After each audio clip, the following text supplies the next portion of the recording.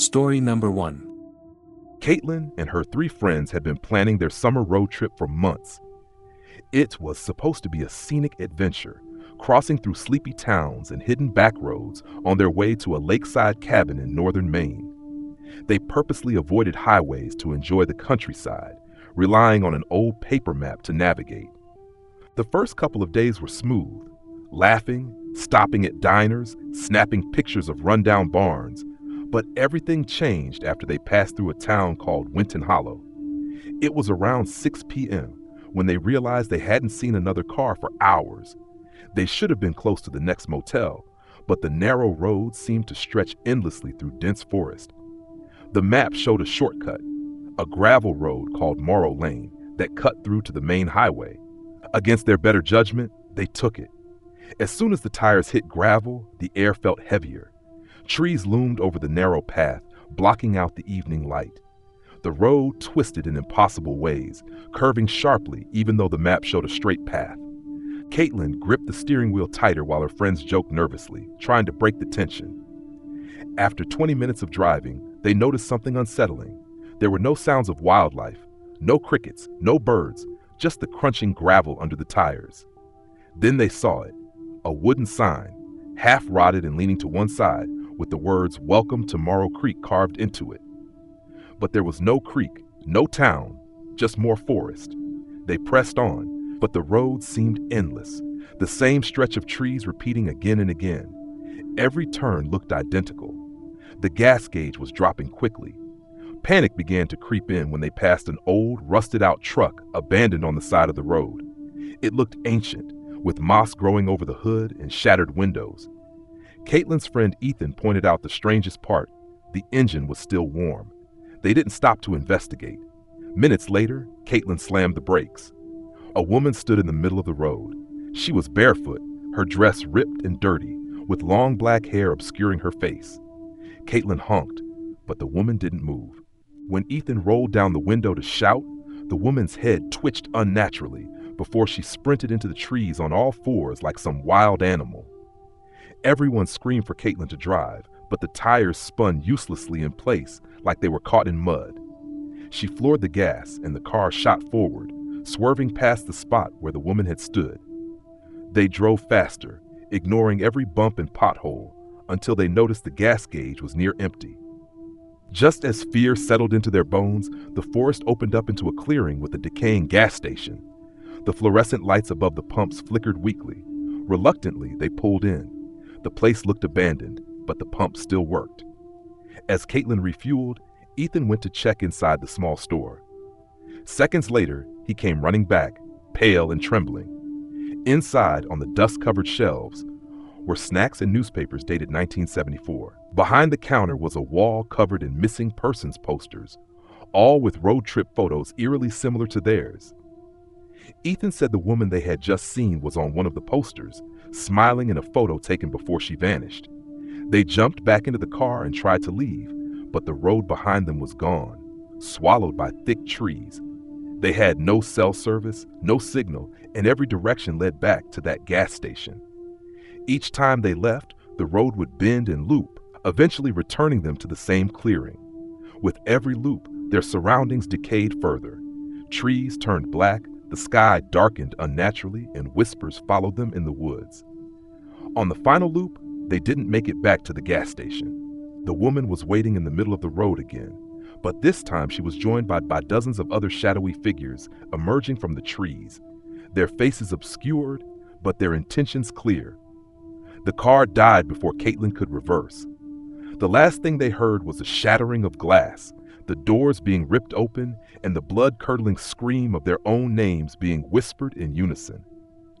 The following summer, a new group of travelers took the same route through Winton Hollow. Among the fresh posters at the old gas station were 4 new faces, smiling, full of life, forever marked as missing along Morrow Lane. Story number 2. In the summer of 2019, 4 college friends, Ethan, Jordan, Nicole, and Maya, decided to take a spontaneous road trip from Arizona to Colorado. They wanted to escape their exhausting campus life, clear their heads, and make memories before graduation. They packed up Ethan's old gray Honda Civic and set off early one morning. driving through endless stretches of desert highways, snapping photos and blasting music. By the time they crossed into New Mexico, they realized they'd fallen behind schedule.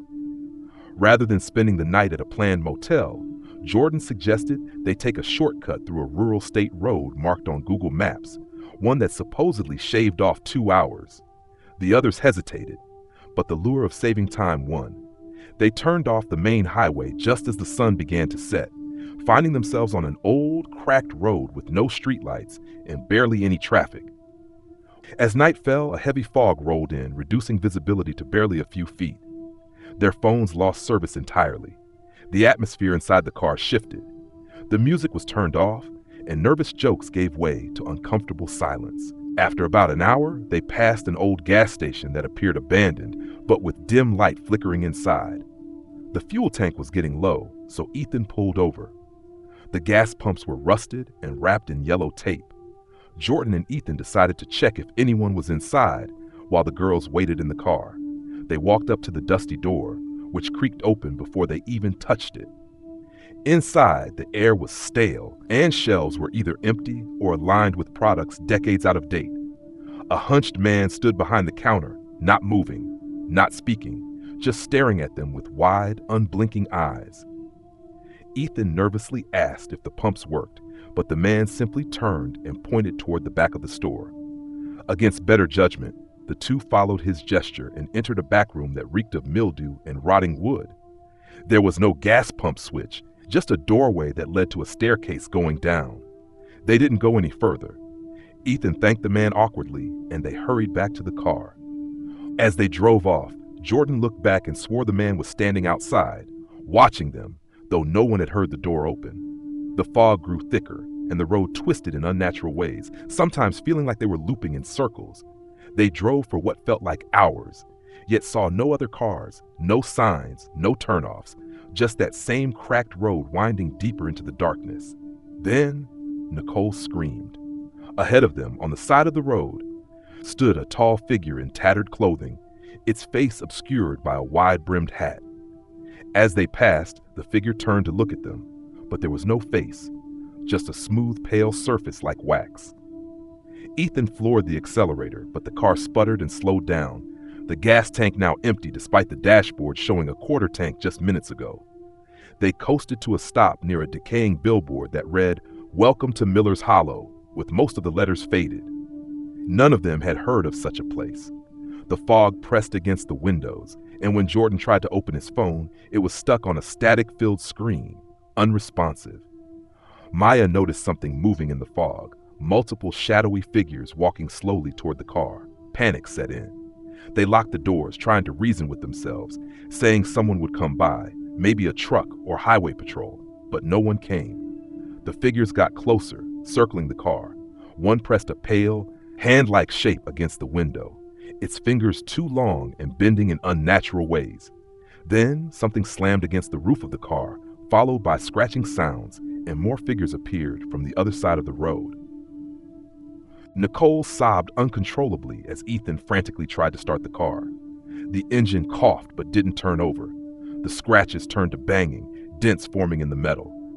Jordan grabbed a tire iron, ready to fight if they got in, but there was nowhere to run, only thick, choking fog and endless woods on both sides. Then, headlights suddenly appeared in the distance. A large truck barreled down the road, cutting through the fog. The figures scattered into the woods, vanishing like smoke. The truck stopped behind them, and an older man in a flannel shirt jumped out, shouting at them to get into his vehicle. Without hesitation, they grabbed their things and sprinted to the truck. The man didn't wait. He sped off as soon as they were inside. He didn't ask questions, just drove fast and muttered under his breath, saying, "That road's cursed, should have been closed decades ago." Eventually, they made it to a small diner near a functioning highway. The man dropped them off and left without another word. When they turned to thank him, his truck was already a speck on the horizon. The next morning, they returned with a tow company to retrieve the car. But when they showed the driver the GPS coordinates they had marked, the man frowned, saying there were no roads or towns anywhere near those coordinates, just desert and empty land. When they insisted and showed photos, The man shook his head, saying Miller's Hollow was a mining town that was condemned in the 1970s after a series of disappearances. The state tore up the road, and the place was left to rot, completely unreachable. But the car was gone. Only tire tracks remained, ending abruptly where the cracked road would have been. None of them ever spoke about the trip again. But each year, on the anniversary of that night, they all receive an anonymous text with a grainy photo of their old gray Honda Civic parked in front of the gas station and a faceless figure standing right beside it. Story number 3. The night was colder than usual as Mark and his friends, Jake, Lisa, and Rachel, set out on their road trip across a stretch of highway known for its isolation. They were excited, music blasting through the car, spirits high, and the promise of adventure ahead. The sky had been clear all day, but as darkness fell, an eerie fog began to roll in, swallowing the edges of the road and muting the world beyond their headlights. About 2 hours into their drive, somewhere deep in the middle of nowhere, their car suddenly sputtered and died. No warning, no sputtering engine noise, just dead silence. Jake, who was driving, tried the ignition several times, but the car refused to start. Lisa pulled out her phone, only to realize there was no signal. Rachel suggested they stay inside the car, but Mark felt uneasy and insisted they step outside to check the engine. They stepped out into the thick fog. The only sound was their own breathing and the faint hum of insects somewhere nearby. Mark popped the hood and peered inside, but couldn't find anything obviously wrong. Suddenly, a soft tapping noise came from the trees lining the road, like nails lightly scratching bark. They all froze, eyes scanning the shadows. "Probably just a raccoon or something," Jake said, though his voice was shaky. The tapping continued, growing more rhythmic, like footsteps. Lisa shined her flashlight toward the tree line, but nothing was there. Then Rachel screamed. A figure darted between the trees, a tall, thin silhouette with unnaturally long limbs that seemed to glide rather than walk. It vanished as quickly as it appeared. Back in the car, the group debated what to do. Lisa urged them to lock the doors and wait until morning, but Mark's curiosity got the better of him. He grabbed a flashlight and decided to walk toward the nearest farmhouse they had passed hours ago. The others stayed behind, nervously watching the fog swirl outside. As Mark walked along the empty road, the fog thickened, wrapping around him like cold fingers. The tapping returned, now behind him, echoing his steps, but never quite matching their pace. When he dared to look back, no one was there, but the feeling of being watched pressed down on him. Suddenly, a voice whispered his name from the mist, soft, chilling, and impossibly close. Mark spun around, shining his light frantically, but saw nothing but shifting shadows. Panic surged through him, and he broke into a run toward the faint glow of the farmhouse. He never reached it. Back at the car, the friends waited for hours. As dawn crept over the horizon, the fog lifted, revealing the empty road. The car started without issue, but Mark was gone. No sign of struggle, no footprints, nothing. They reported it to the police, but the area was known for strange disappearances. Locals spoke of a presence that roamed the fog, an entity that lured travelers off the road, never to be seen again. Years later, Jake, Lisa, and Rachel still drive that stretch of highway cautiously. On foggy nights, when the tapping starts on the trees, they remember Mark's last whispered words on the wind. "Don't follow me." Story number 4. It started as a simple road trip, 4 friends eager for a weekend getaway. They packed up a small SUV, loaded with snacks, music, and high spirits, ready to escape the city's noise for some quiet and adventure along a stretch of forgotten highways. The plan was to drive through a winding mountain pass, stay at a cabin they'd found online, and enjoy nature. But what awaited them was far from any peaceful retreat. As dusk fell, the sun bleeding out behind jagged peaks, the group noticed something strange. Their GPS started glitching, flickering in and out of signal.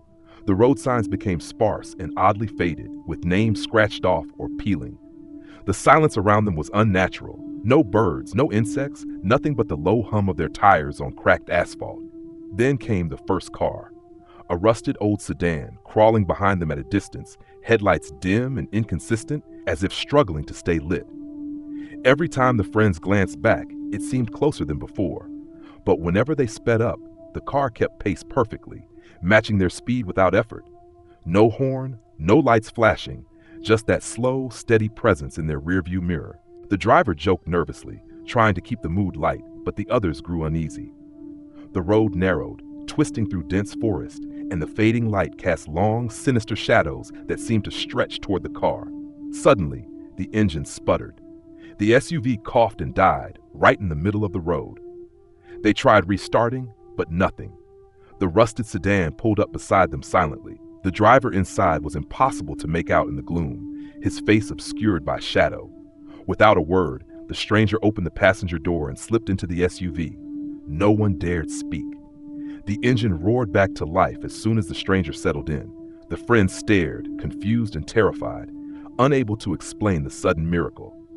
But as the car moved, the stranger's grip on the gear shift tightened, knuckles white, and his eyes glowed faintly in the dark.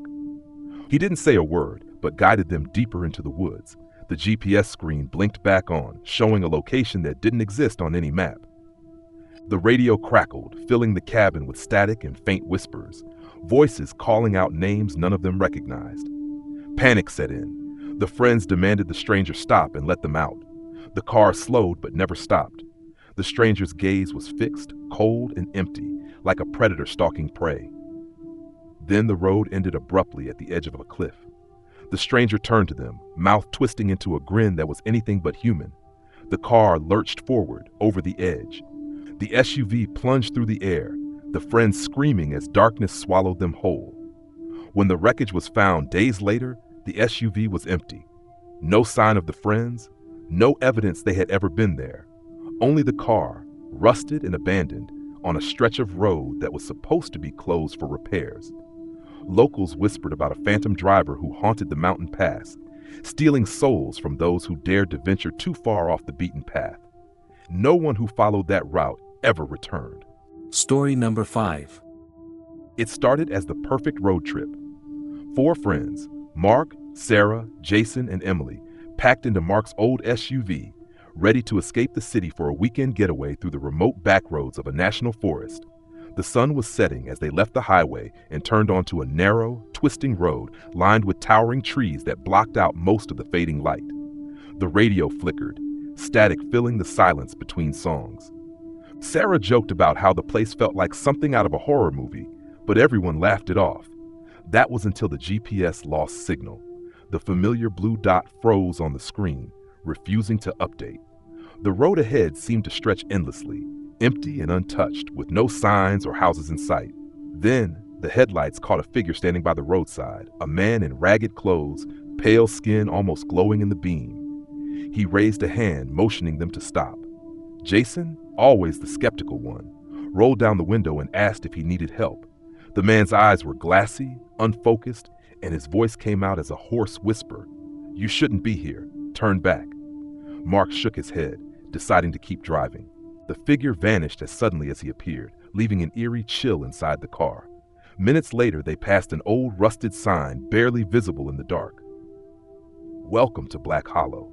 The mood shifted. Sarah's unease grew. The forest seemed to close in, the trees casting long, unnatural shadows. They tried to shake it off, but then the car sputtered and stalled.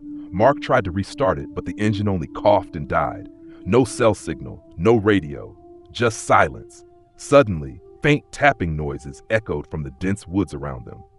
At first, it was rhythmic, almost like footsteps circling the car. The friends stared out the windows but saw nothing but darkness.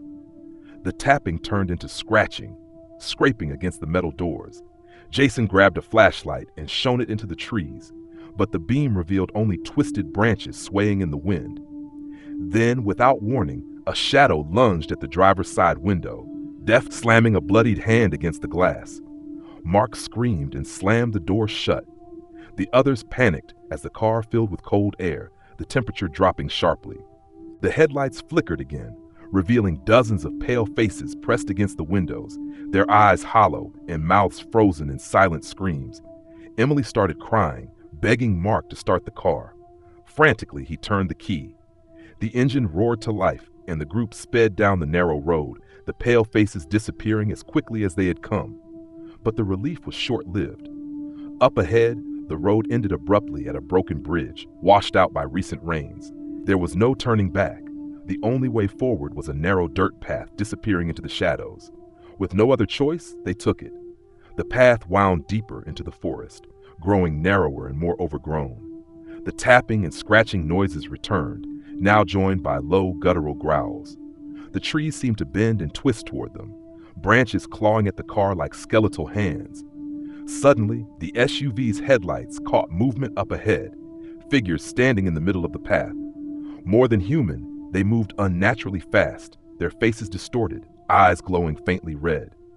The friends' terror turned to outright panic as the figures closed in. Mark slammed on the brakes, but the car skidded on the loose dirt and got stuck in the mud. The creatures surrounded the vehicle, their growls rising to deafening screams. Then the windows cracked, one by one, spiderwebbing like shattered glass. Sarah screamed as a hand reached through, grabbing at her. Jason tried to fight back, but it was useless. The last thing they saw before everything went black was the pale faces leering close, their mouths stretching impossibly wide in silent laughter. Days later, a passing hiker found the SUV abandoned on the side of the road, engine running, doors wide open. No sign of the four friends, just the chilling echoes of their screams carried on the wind through Black Hollow. Story number 6. It was supposed to be a simple road trip, just 3 friends, Jake, Lisa, and Mark, driving through a stretch of highway that cut through an old forest in the middle of nowhere. They wanted to escape the city for a weekend, take some pictures, share some laughs. But what started as a carefree drive quickly turned into something none of them could have imagined. The sun was dipping below the horizon when they noticed the first odd thing. Their GPS suddenly stopped working. The screen flickered, then went blank. Lisa, who was navigating, tried to reboot the app, but nothing worked. Mark joked about being lost in the woods, but there was a strange chill in the air that made the laughter feel hollow. A few miles later, they hit a dead-end road that wasn't on any map. The road was narrow and cracked, lined by towering trees whose branches seemed to claw at the sky. The headlights barely pierced the darkness. The air grew thick with a smell they couldn't place, like something rotting but faint, almost like a warning. Jake suggested turning around, but the car suddenly stalled. No matter how hard they tried, the engine wouldn't start. Panic crept in. They were stranded, and their phones had no signal. Lisa grabbed her flashlight and stepped out, the beam cutting through the thick fog that had rolled in silently. That's when they saw it, a figure standing at the edge of the tree line, motionless as the moonlight, with eyes that glowed faintly red. It didn't move or speak, just stared. Mark called out, but the figure didn't react. Then suddenly, more appeared, dozens of them, thin and tall, almost transparent, emerging from the woods like shadows given form. Their movements were jerky, unnatural. The friends ran back to the car, but the doors wouldn't lock. The figures started moving closer, their whispers filling the air, a sound like dead leaves scraping against stone. Lisa screamed as one reached inside the window, its cold, clammy hand brushing her arm. In a desperate attempt, Jake grabbed his phone and started driving. The engine roared back to life, and they sped down the road, heart pounding. But the figures followed, running alongside the car, their faces twisted in silent screams. Hours passed, or maybe minutes. Time felt wrong, and the road seemed endless, bending and twisting into impossible shapes. Every turn brought them back to the same dead end, the same figures waiting. When dawn finally broke, they found themselves back at the edge of the forest, the figures gone as if they'd never been there. The car started normally now, and the GPS flickered back to life, showing the familiar highway. But something had changed. Lisa's arm bore faint bruises, cold to the touch. Mark swore he saw shadows moving just beyond the tree line. Jake didn't speak for hours, gripping the steering wheel like it was a lifeline. They made it home, but the feeling stayed with them. The unshakable sense that those things were still out there, waiting in the dark, ready to trap the next lost traveler on that forgotten road. Story number 7. They had planned the road trip for months, 4 friends, eager for an escape from the city's chaos. The destination was a remote mountain cabin, miles away from any sign of civilization. The night was moonless, and as their car rolled along the winding highway, the only light came from their headlights cutting through the dense darkness. About 2 hours in, the radio suddenly cut out, replaced by static. One friend fiddled with the dial, but nothing came through. Then, out of nowhere, the car shuddered and stalled. They tried the ignition again and again, but the engine refused to turn over. Stranded on a narrow stretch of road with no cell service, panic began to seep into their bones. One of them suggested walking back to the last gas station they'd passed, about a mile away. They grabbed flashlights and set off down the dark, empty road. The further they walked, the heavier the silence became. No insects, no animals, nothing but the crunch of their footsteps on gravel. Then they heard it, a faint tapping, like someone knocking on a tree. They stopped and shined their flashlights toward the sound, but saw nothing. The tapping grew louder, moving closer, but still no sign of anyone. Suddenly, one friend swore she saw a shadow dart across the tree line, just beyond the beam of her light. They quickened their pace, but the tapping followed, now accompanied by low, unintelligible murmurs. Suddenly, from the dark woods, a figure stepped into the path. It was pale, unnervingly tall, with no distinguishable features, no eyes, no mouth, just a smooth face. The friends froze, heartbeats pounding, the figure reaching out a long, thin arm toward them. They bolted, stumbling back toward the car as the figure glided silently behind. When they reached the vehicle, the engine roared to life on its own. Desperately, they jumped inside and sped off down the highway. But as they drove away, they realized something chilling. The pale figure was standing by the side of the road, watching them leave. And behind it, more figures emerged from the shadows, their faceless forms slowly lining the roadside for miles. They didn't stop until they reached the city, but the memory of those faceless watchers haunted them. Later, a local told them about a stretch of road cursed by disappearances, where travelers sometimes vanish, never to be found, as if the faceless ones were collecting souls to join their endless, silent procession. The friends never took a road trip again. And sometimes, when driving late at night, they swear they hear tapping on their windows, as if something still follows them, waiting for the next chance to reach out. Story number 8. In the summer of 2019, 3 friends, Evan, Tyler, and Mia, decided to take a spontaneous road trip from Colorado to Nevada. They had no concrete plans, just a beat-up Honda Civic, a playlist of classic rock, and a thirst for adventure. They purposely avoided the highways, taking only back roads through forgotten towns and long stretches of desert. On the second night, they were driving through an isolated patch of desert between Utah and Nevada. The sun had set 2 hours ago, and the road had become narrower, cracked, and barely lit. Cell service was dead. The GPS kept rerouting them, spinning them in circles until it just froze. They shrugged it off and kept driving, thinking they'd eventually stumble upon a gas station or motel. Around midnight, the headlights picked up an old wooden sign that read, "Welcome to Duskfield, Pop 51. None of them had ever heard of it, but they were exhausted and running low on gas. They turned onto the town's entrance road, which was uneven and broken, with weeds growing through the asphalt.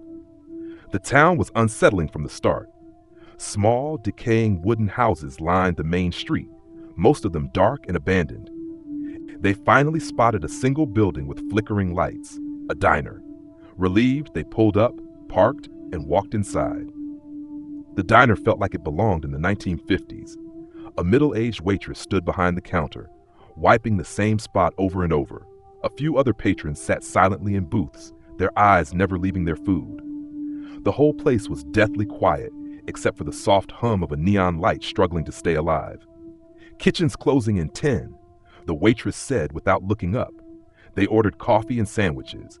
Evan asked if there was a gas station nearby, but the waitress ignored him. Tyler tried again, louder. The waitress paused, her grip tightening around the rag before she said in a flat tone, "Pump's out. Closest gas is back where you came." Frustrated but too tired to argue, they finished their meal quickly. As they got up to leave, Mia glanced at the wall clock and noticed something odd. It was stuck at 11:46. She pointed it out, and Evan checked his phone. Dead. Tyler's phone was dead too, even though it had been half charged earlier. Outside, the air felt thicker, almost like it was pressing down on them. They got in the car and tried to start it. Nothing. Dead battery. Evan popped the hood but couldn't figure out what was wrong. Tyler swore he just replaced the battery before the trip. They tried to calm themselves, reasoning it could be the desert chill or a fluke. Mia suggested they head back to the diner and ask for help. But when they turned around, the diner was gone. In its place stood a decrepit building with shattered windows and a collapsed roof. The lights were out, and the neon sign was on the ground, covered in dirt. Panic started setting in. They walked down the main street, knocking on doors. Each door swung open to reveal empty, rotting interiors. It was as if no one had lived there for decades. They decided to wait out the night in the car, hoping daylight would make things clearer. As they sat in silence, Evan noticed movement in the rearview mirror.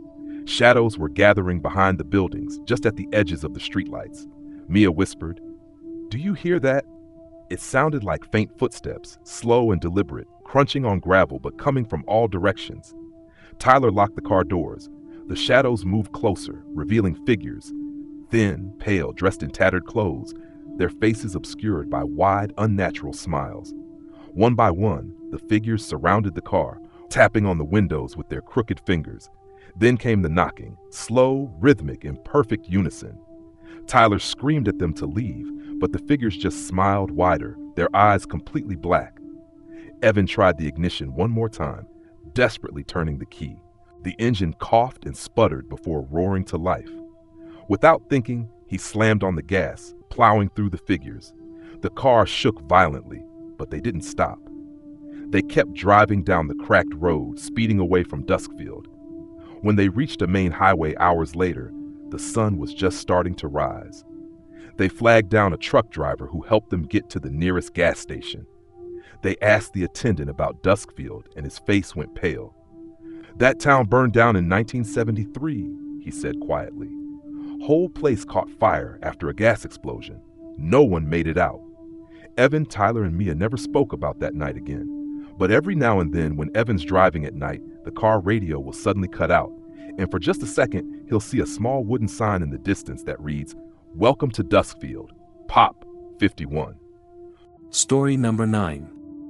3 years ago, a man named Kevin decided to take a spontaneous road trip with his girlfriend Mia and two close friends, Travis and Lena. They just graduated college and thought a long summer road trip through the American Midwest would be the perfect escape before adulthood caught up to them. Their route cut through endless stretches of farmland, thick woods, and tiny towns that barely showed up on Google Maps. They wanted the backroads experience, no highways, no big cities, just raw, open country. By the fourth day, they were deep into Nebraska, driving along an isolated country road that stretched straight into the horizon.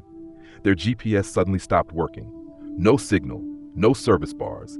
The map showed only a thin gray line, labeled simply County Road 16. The sky had turned a dull orange, signaling the sun was setting fast. They hadn't passed a gas station or another car in over an hour. Kevin, who was driving, suggested they push forward to reach the nearest town marked on their offline map, an oddly named place called Gallows End. It sounded creepy, but they figured it would at least have gas and maybe a motel. About 20 minutes later, Lena pointed out something strange. Along the road, spaced out every mile or so, were old wooden crosses. Not fresh, but weathered and leaning slightly in the dirt. Each had a rusted metal plate nailed to it, but they were too far to read. Travis joked it was just some local religious thing, but Mia's uneasy silence spread through the car. Soon they drove through a thick patch of woods where the road narrowed into broken asphalt with long cracks. Kevin slowed down as their headlights cut through the dense trees. Suddenly, the car jolted. A massive pothole blew out their front tire. Kevin cursed and pulled to the side of the road, which was really just a sloped ditch filled with tall grass and brambles. There was no cell service, no one on the road, and the nearest town was at least 10 miles away. Travis and Kevin decided to change the tire while Mia and Lena stayed inside the car. Kevin popped the trunk to grab the spare, but when he lifted it, they realized it was flat, completely unusable. They argued for a while before deciding Travis and Kevin would walk towards Gallows End while Mia and Lena stayed in the car. As the two guys disappeared down the dark road, the surrounding forest fell into a disturbing silence. No wind, no insects, just a dense, suffocating stillness. Mia and Lena locked the doors and kept the windows up. They were sitting in silence when they heard something, or someone, walking through the grass near the back of the car. It wasn't an animal. The footsteps were too slow, deliberate, like boots crushing the grass. Mia turned and saw a figure standing in the tree line, barely visible through the dusk. At first glance, it looked like a man, tall and gaunt. His clothes were ragged, hanging from his thin frame. His head tilted unnaturally to one side, like his neck was broken. Lena scrambled to grab Kevin's flashlight from the glove box and shone it through the rear window. The man was gone. They stared into the woods, breath caught in their throats. Moments later, the car's back end jolted violently, like something heavy slammed against it. The car rocked slightly. They screamed and scrambled into the front seats, Mia desperately trying to start the car even though it wasn't going anywhere. Then they heard it, a soft dragging sound along the side of the car, like fingernails or a blade scratching the paint. Lena fumbled with her phone, waving it out the window in a hopeless attempt to catch a signal. Still nothing. Just as they considered getting out and running, headlights appeared in the distance. A battered old pickup truck slowly rolled up beside them, driven by an old man in a trucker hat. He signaled for them to lower the window. Against their better judgment, Mia cracked it slightly. The old man's face was grim and tight. His voice was gravelly as he said, "You shouldn't be here after dark. This road's cursed, always has been. Folks disappear out here. Bad things walk these woods." He offered to give them a lift to town, saying his farm was nearby and he had a radio they could use. Mia and Lena grabbed their essentials and climbed into the truck. As they pulled away, Mia glanced back and saw deep scratches running along the entire side of their car. But what terrified her more was the sight of multiple figures standing along the tree line now. 6 or 7 of them, tall and twisted, just watching, heads cocked at disturbing angles. At the old man's farmhouse, they finally got in contact with the local sheriff, who agreed to drive out with a tow truck. Travis and Kevin were still unaccounted for, but the sheriff promised to search the area. Hours passed before the sheriff returned, his face pale. They'd found the car, but it had been pushed into the ditch, half buried in mud. There were no signs of Travis or Kevin, only more of those old wooden crosses, freshly planted near the spot where the car had been left, with 2 new rusted plates hammered into them. One had the name Travis, the other Kevin. The sheriff muttered under his breath, "This road takes people. Always has." He told them not to come back, not to ask questions, and most of all, not to drive County Road 16 after dark. Kevin and Travis were never found. And to this day, if you drive through that stretch of Nebraska, locals will warn you about a cursed road where the trees watch you and the dirt buries the lost. Story number 10. It was supposed to be a simple road trip. 3 friends, Nolan, Amber, and Drew, decided to drive cross-country one summer from Nevada to Colorado, hitting the back roads to avoid traffic and get a real experience of the open American landscape. The first 2 days were uneventful. They laughed, took pictures of rundown gas stations, and shared stories in the car. But everything changed the 3rd night, when they took a detour to avoid highway construction and ended up on Route 70B, a narrow, isolated road that didn't show up on GPS. They noticed it was unusually empty. No cars, no houses, nothing but desert plains and jagged hills. The road was cracked and overgrown, looking like it hadn't been used in years. But it was already evening, and turning back meant losing hours, so they kept going. The sun dipped below the horizon faster than they expected, and within minutes, they were engulfed in darkness. Amber pointed out the windows and whispered, "Why is it so dead out here?" There were no lights, no stars, just the endless black road. Nolan shrugged it off and kept driving, but Drew sat quietly, glancing nervously at the passing shadows. An hour in, their headlights illuminated something in the distance, a figure standing in the middle of the road. Nolan slowed the car. It was a man, tall, dressed in filthy clothes, face obscured by a wide-brimmed hat. His arms dangled by his sides unnaturally. They couldn't make out his features, but there was something off about how he stood, completely motionless, even as the wind swept across the plain. Nolan rolled down his window and called out, but the man didn't respond, just stood there, like a scarecrow come to life. A chill ran through all of them. They decided not to stop. Nolan drove around him slowly, tires crunching on the gravel shoulder, and they continued on. For a few minutes, the mood was tense but quiet, until Drew looked back and muttered, He's walking after us." Nolan laughed nervously, but checked the mirror. The man was walking at a slow pace, but with each glance back, he seemed to be getting closer. Despite them driving at 50 miles per hour, Amber begged Nolan to speed up. He pressed the gas pedal harder, pushing 70, 80, but when they looked back, the man was there, just standing on the road, much closer than possible. Panic set in. They tried calling for help, but none of them had service. GPS showed no location, just a blank screen. The car sped through bends and hills, tires screeching, adrenaline pumping. Then a loud bang, a front tire exploded. The car veered wildly before Nolan wrestled it to a stop by the roadside. Smoke hissed from the engine. They scrambled out, hearts pounding. The silence was suffocating, only broken by the sound of the metal cooling. No one dared speak until Drew whispered, "Look." On a small ridge just yards from them, the man stood again, closer than ever, head tilted at an unnatural angle, arms hanging like broken branches. The three of them bolted for the woods lining the road, leaving the car behind. Branches cut at their skin as they ran deeper into the darkness. Somewhere in the distance, they heard dragging footsteps, deliberate and slow, but never far behind. Drew stumbled and cut his leg, but they pulled him along, desperate to get away. Eventually, after what felt like hours, they found an abandoned ranger station. The door was unlocked. They rushed inside, barricading it with old furniture.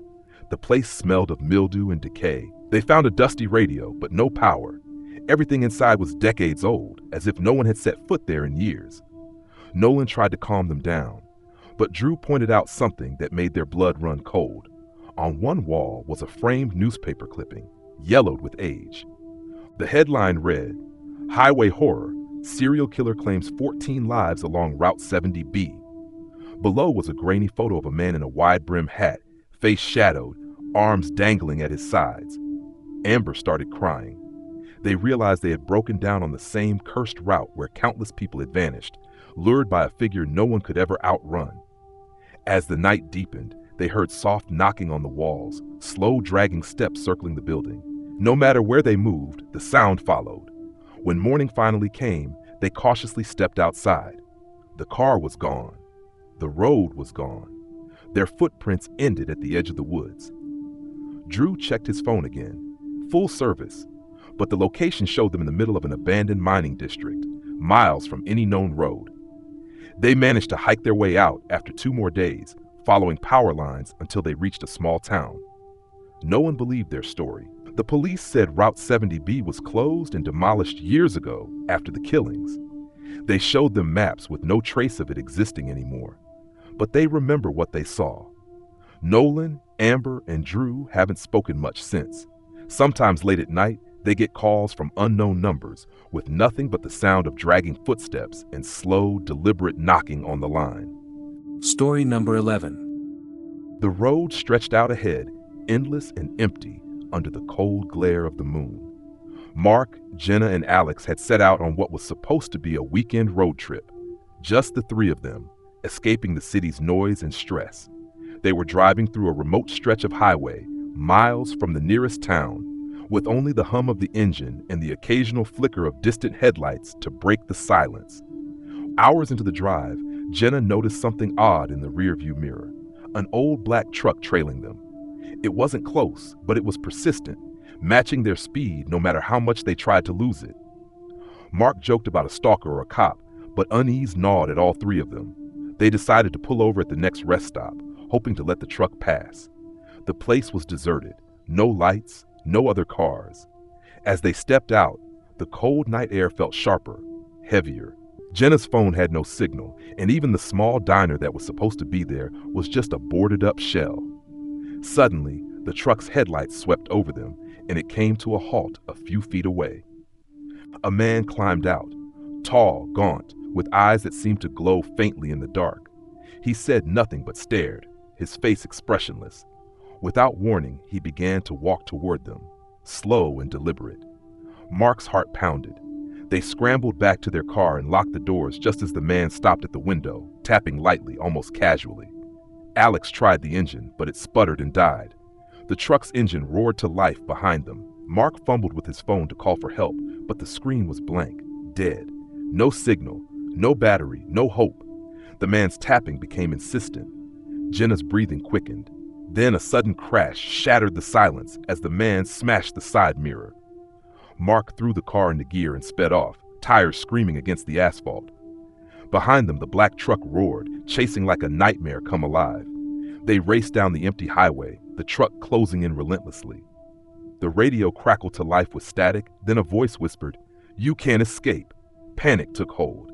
They veered off the main road, through dirt trails and thick woods, but the truck followed every turn, every detour. Exhausted and terrified, they finally reached a narrow bridge over a foggy ravine. Mark slammed the brakes. The truck was too close, too fast.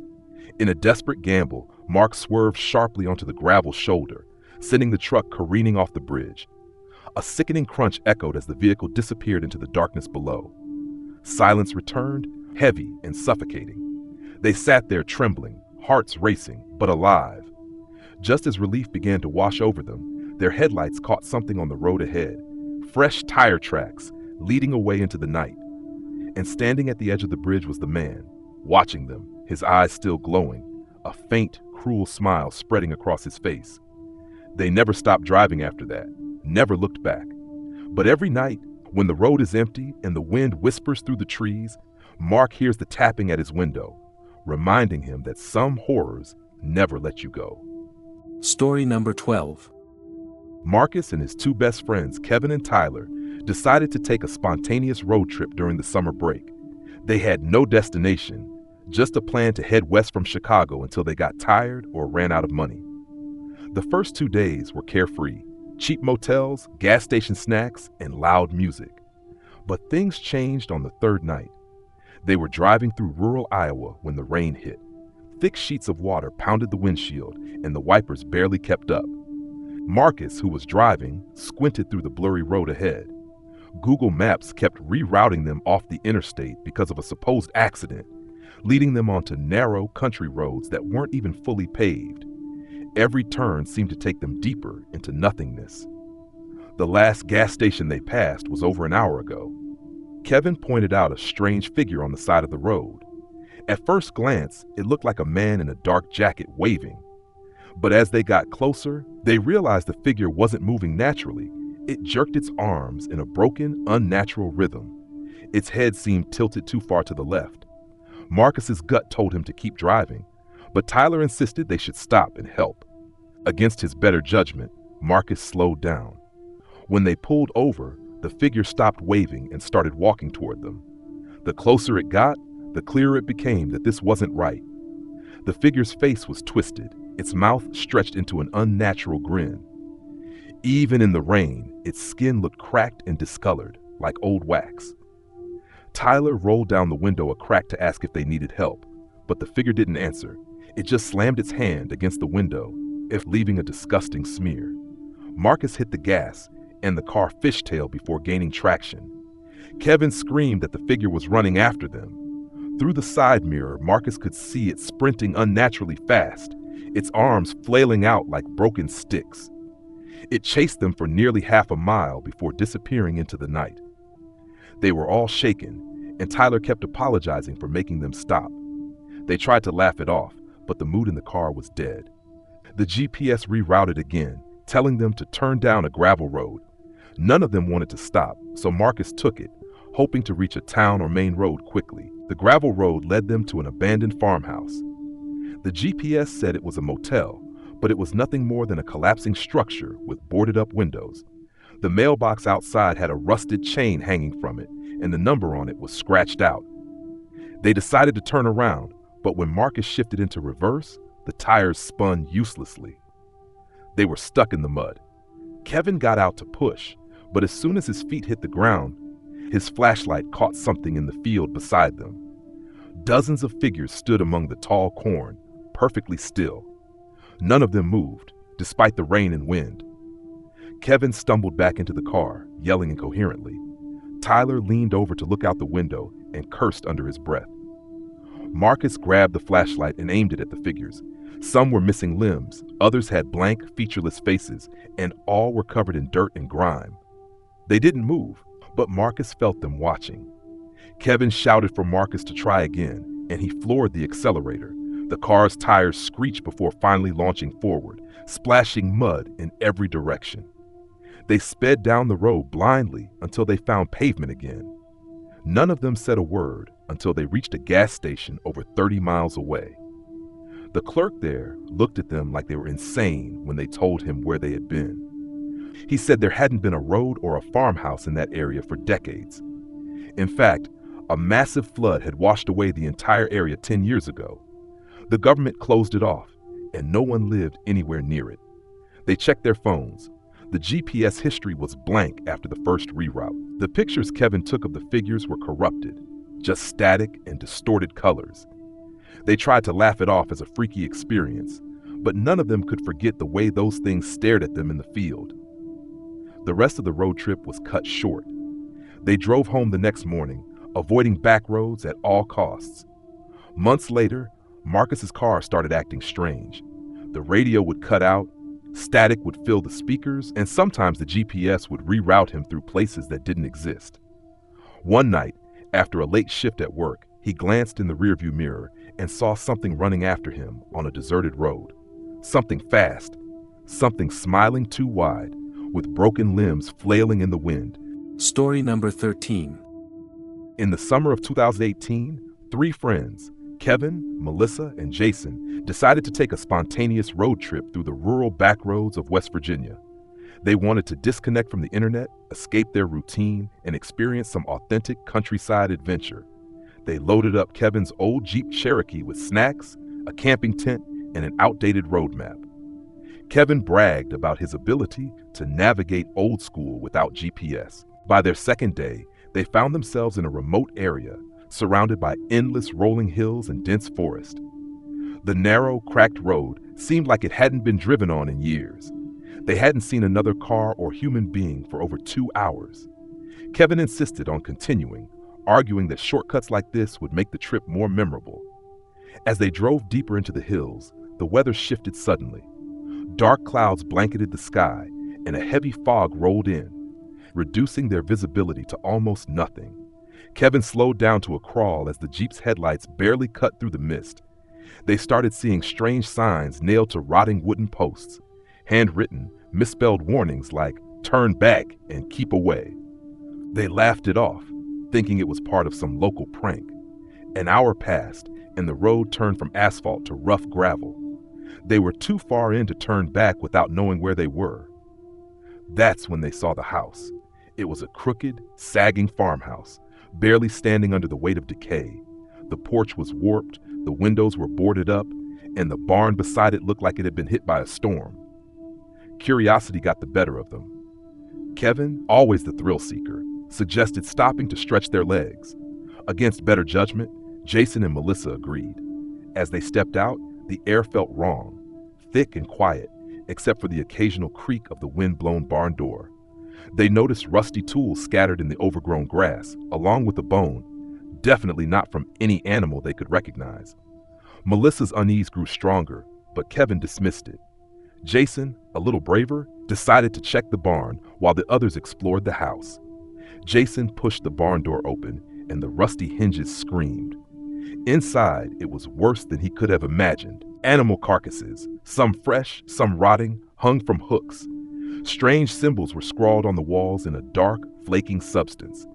Jason gagged and turned to leave when he saw it. Bare human footprints in the dirt leading toward the back of the barn. At the same time, Kevin and Melissa were inside the farmhouse. The floorboards threatened to collapse under their feet.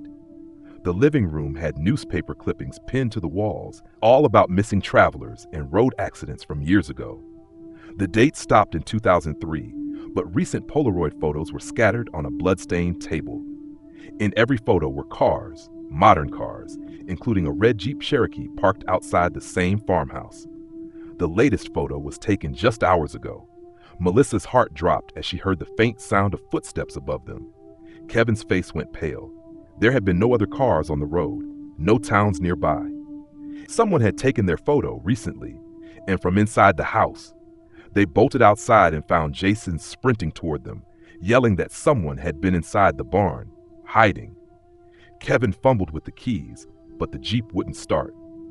The clicking sound of the engine was drowned out by distant footsteps crunching through the gravel, approaching steadily from the woods. Melissa looked back and saw them. Figures, tall and thin, walking slowly from between the trees, dressed in filthy clothes, their faces partially covered in cloth sacks. They didn't run, they just walked with eerie patience, confident in their approach. Panic turned into terror. The Jeep finally coughed to life. Kevin hit the gas, spinning up gravel as they shot down the broken road. In the rearview mirror, they could still see the figures standing in the road, watching, never running after them. It took them hours to find their way back to a main highway. None of them spoke the entire drive back home. They destroyed the old map when they returned and never mentioned the trip to anyone. But Jason later looked up the area. The farmhouse hadn't been lived in since 1999, after a series of disappearances forced the locals to abandon the settlement. The road they had driven on was officially closed off due to hazardous conditions. But Kevin's dash cam had recorded everything. When he reviewed the footage out of morbid curiosity, the last 10 minutes before they reached the house were corrupted.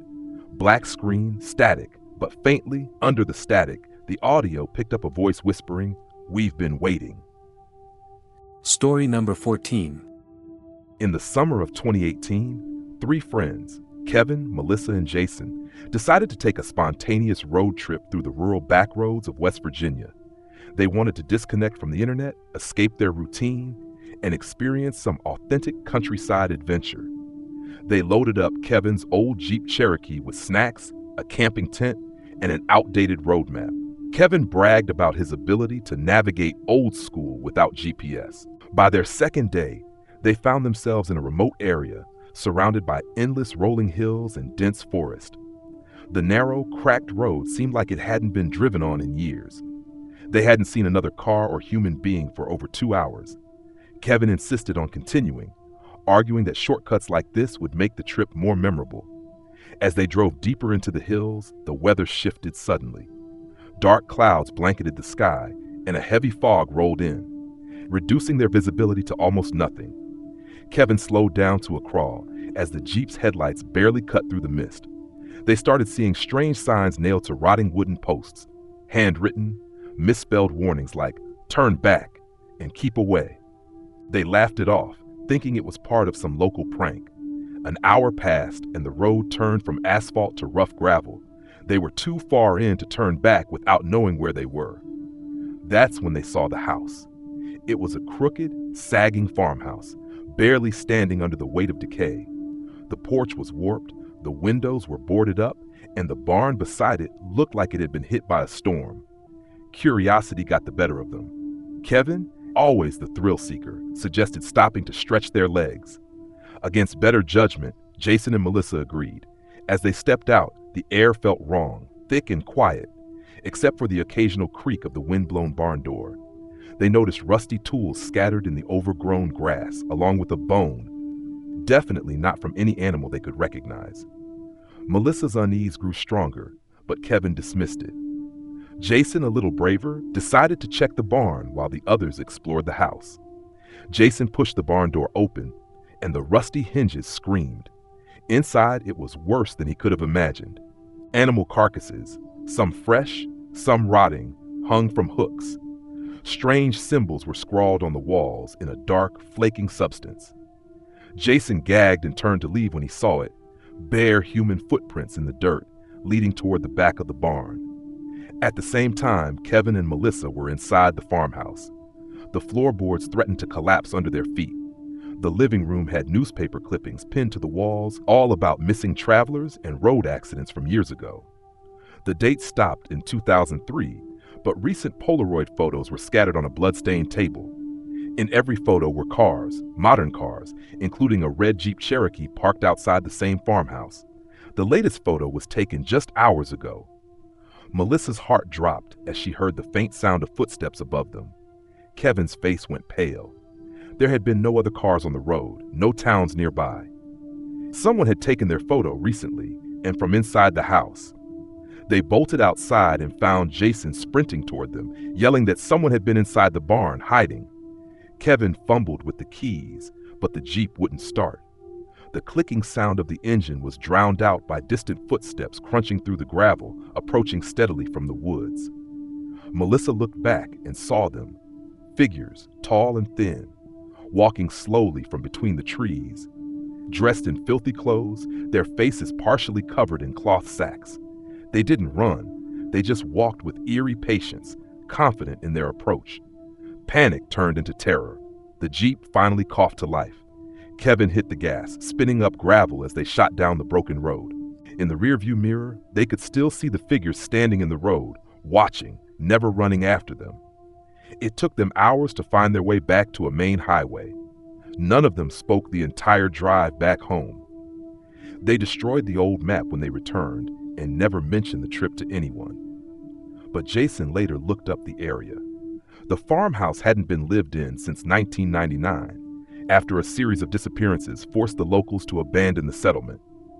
The road they had driven on was officially closed off due to hazardous conditions, but Kevin's dashcam had recorded everything. When he reviewed the footage out of morbid curiosity, the last 10 minutes before they reached the house were corrupted. Black screen, static. But faintly, under the static, the audio picked up a voice whispering, "We've been waiting."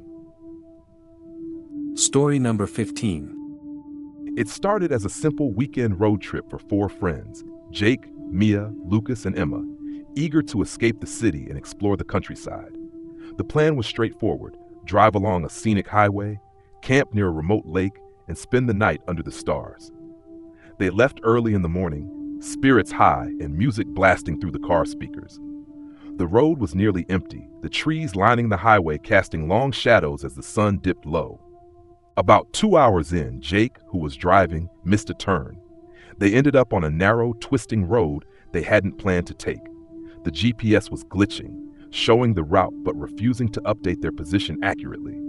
Still, they shrugged it off, convinced it was a temporary glitch. As they continued, the trees grew denser and closer, the sky darkening faster than expected. The only light came from their headlights, cutting through the thick fog settling in around them. Mia, sitting in the passenger seat, started feeling uneasy. She swore she saw a figure standing by the roadside, just for a split second, but when she blinked, it was gone. They joked nervously about ghosts and urban legends tied to this forgotten stretch of road. But the laughter faded when the car's engine sputtered and died, the headlights flickering out into complete darkness. They tried restarting it, but the engine refused to turn over. Jake cursed under his breath, blaming the detour. Lucas grabbed his phone to call for help, but found there was no signal. Emma tried too, with the same result: no bars. The night pressed in on them, thick and heavy, the silence around the car absolute, except for the faint rustling of leaves in the breeze. Then, from the darkness beyond the trees, a faint tapping noise began, rhythmic, deliberate, like fingers drumming against a surface. They all froze, listening. The tapping grew louder, closer, echoing off the windshield. Suddenly, the car windows rattled as if something large was pounding on the metal. Mia screamed when she saw a pale face pressed against the glass, eyes hollow and unblinking. They slammed the doors shut and locked them, hearts pounding in their chests. The face vanished as quickly as it had appeared. Jake insisted they stay in the car, but Lucas argued they needed to find help on foot. Armed with a flashlight, the 3 friends decided to walk down the road, leaving Mia behind to keep watch.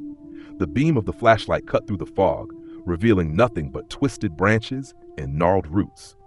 Minutes passed, then they heard footsteps behind them, slow, deliberate, matching their pace exactly.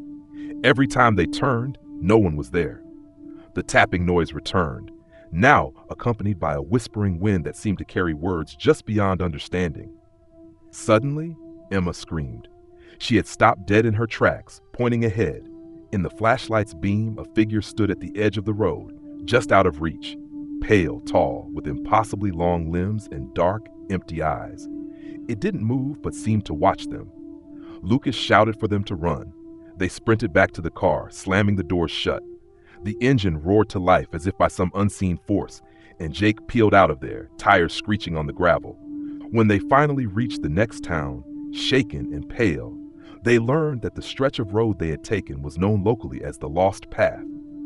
Legend said that travelers who ventured there after dark never returned, or if they did, they were never quite the same. The four friends never spoke of what exactly they saw that night, not in detail, and not to anyone who wouldn't understand.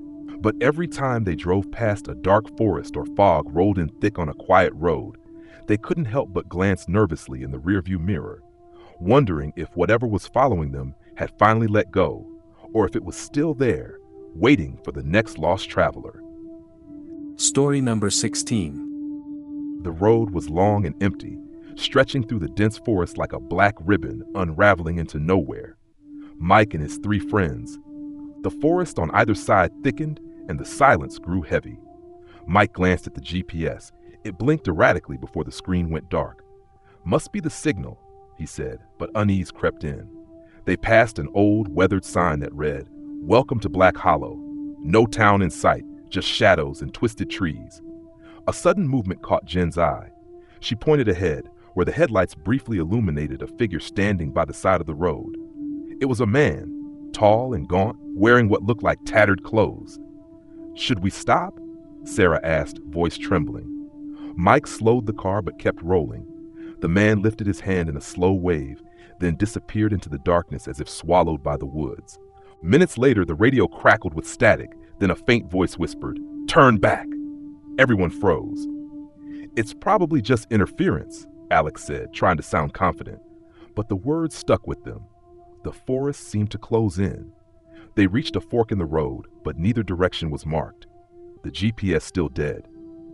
Mike decided to take the left path, hoping it would lead to a gas station or some sign of civilization. The road narrowed and the trees grew taller, their branches clawing at the car windows. Suddenly, the engine sputtered and died. The car coasted to a stop. Mike tried to restart it. Nothing. They were stranded. Phones had no signal. The forest around them was eerily silent. Then came the footsteps. Soft, deliberate, coming from the woods on both sides. Shadows darted just out of the headlights' reach. Jen clutched Sarah's hand, eyes wide with fear. A low growl echoed from the trees, followed by a whisper, barely audible, "You shouldn't be here." Alex grabbed a flashlight from the glove box and shone it into the woods. Shapes moved, too fast, too unnatural. The air grew cold, breath visible in the beam. The friends huddled together, the car now feeling more like a fragile cage than a refuge. Suddenly, the passenger window shattered inward. Glass sprayed across Sarah's face. A hand, pale, with long, jagged nails, snatched at her. She screamed as Alex slammed the door shut. Mike gunned the engine, and the car lurched forward just as more figures emerged, blocking the road ahead. With nowhere to go, Mike swerved off into the brush. The car crashed through branches, tires tearing through undergrowth. The chasing shapes howled, voices blending into a horrifying chorus that echoed deep into the night. They finally burst onto a highway, headlights flashing behind them, but fading quickly. The car's engine roared back to life as they put distance between themselves and the forest. Days later, the police found the abandoned car on the side of the highway. The four friends were gone, vanished without a trace, except for the shattered glass and a series of deep scratch marks on the doors, like claws trying to get in. Their phones all had one last message saved in the notes: "Don't trust the road that leads to Black Hollow." The highway was reopened, but locals warned travelers to avoid that stretch after dark. And sometimes on lonely nights, drivers swear they see flickering lights and hear desperate screams echoing from the trees, reminders that some roads hide secrets darker than the night itself.